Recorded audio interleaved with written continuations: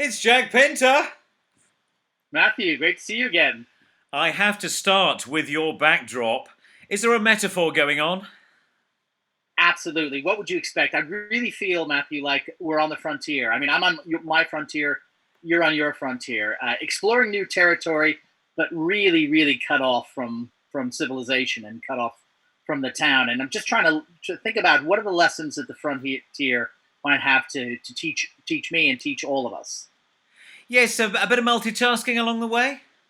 Absolutely, absolutely. It's really do it yourself DIY because not because you want to, because you have to, because no one else is going to do it. Do it yourself, or it won't get done.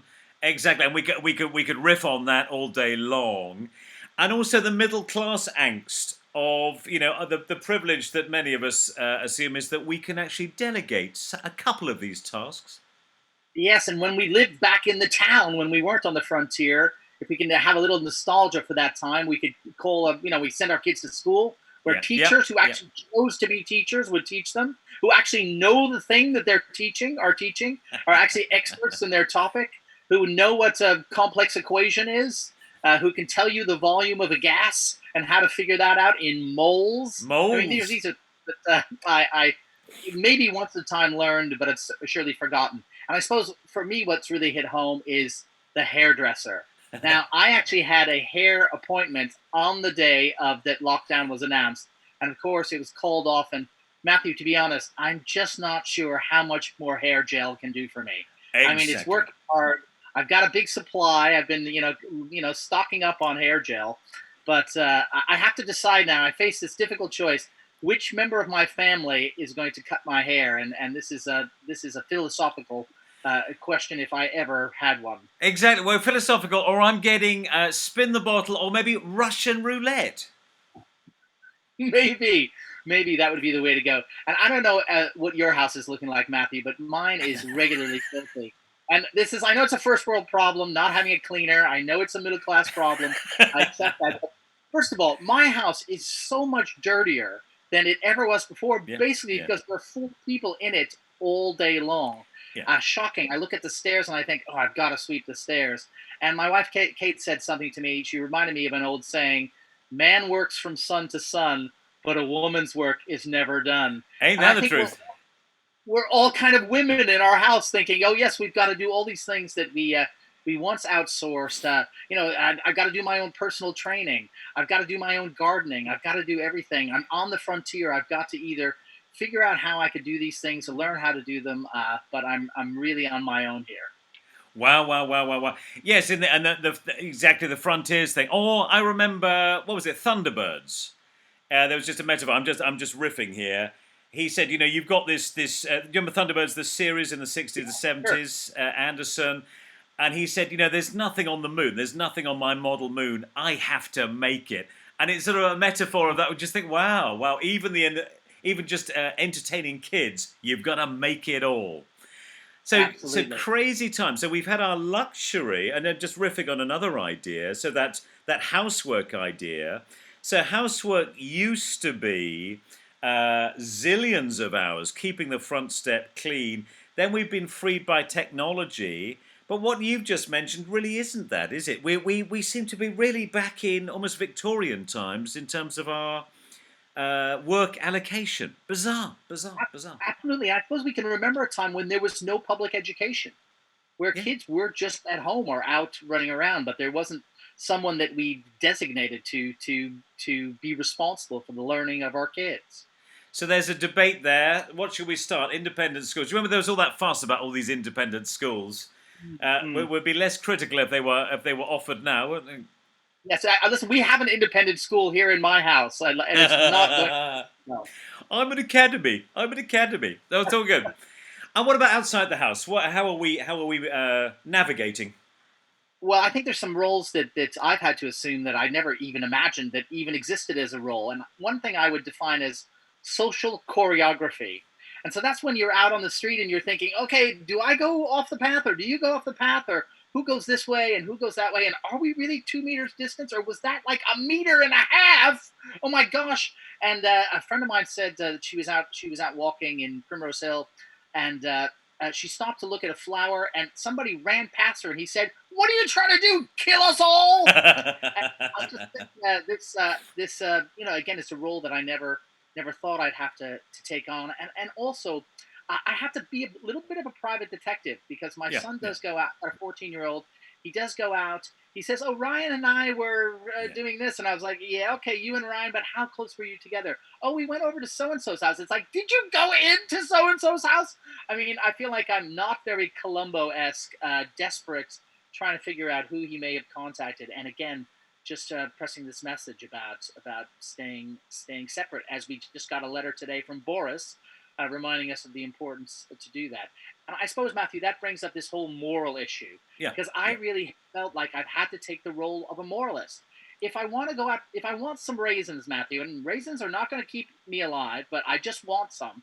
Am I going to go to the local market and risk killing somebody's granny, or risk overwhelming the NHS Yeah, just yeah, because I'm yeah. going to go there in a mask with gloves on to buy a packet of raisins? But in a And way, raisins are essential. They're your raison d'être, surely, surely. yeah, thank you, Matthew.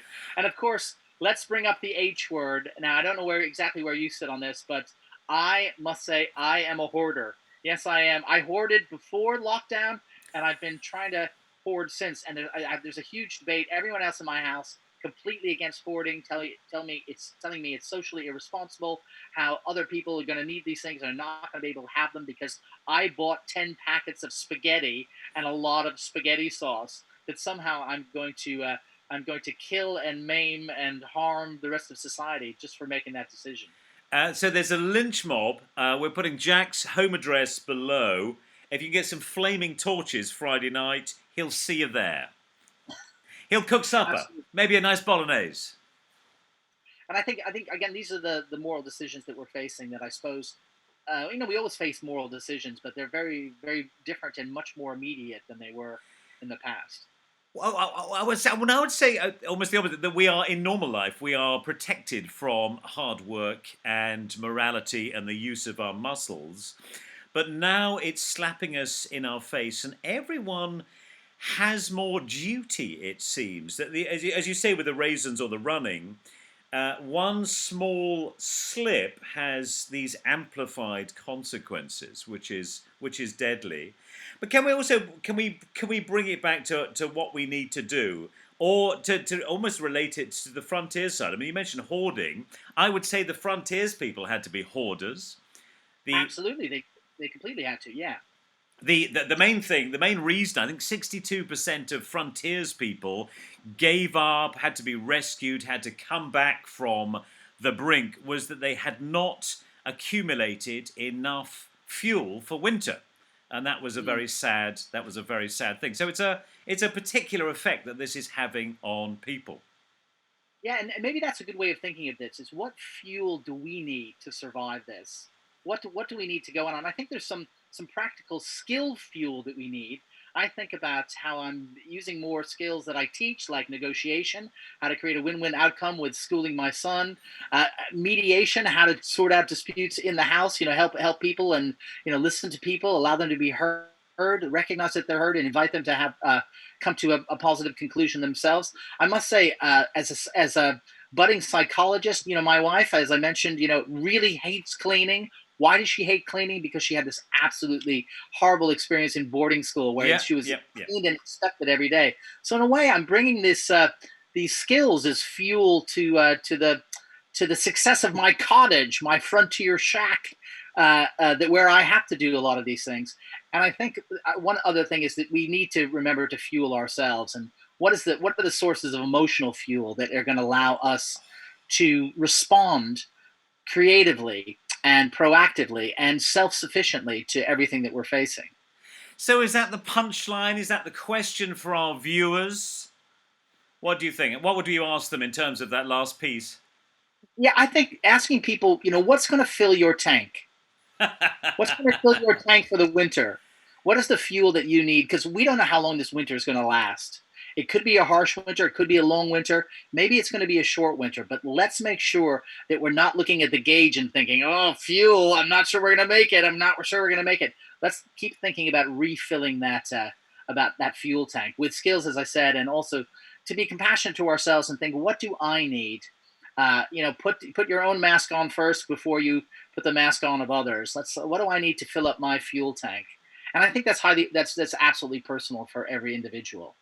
Wonderful. I normally would finish there, but I just must do something there. So the frontiers people were fueled by optimism. They were being given free land and a life. And so people who hadn't made it in the city, or the second-born son who wasn't going to inherit anything, they went there. So they were fueled. The vision was the promised land, literally the promised free land.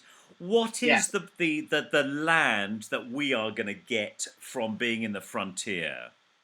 And that's such a great question, Matthew. And I think it's going to be it's going to be down to you. What is your land? Yeah. What is your frontier? Yeah. You define the lay of the land and what it is that you want to gain from this. And be ready. I put my work shirt on today. I've got my frontier hat.